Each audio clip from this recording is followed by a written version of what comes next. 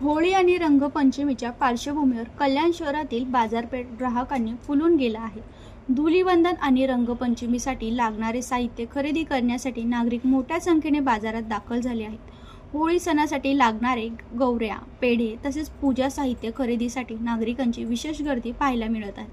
तर रंगपंचमीसाठी लहान मुलांमध्ये पिचकारी, रंगीबिरंगी बंदूक आणि विविध प्रकारचे रंग घेण्यास उत्साह दिसून येत आहे.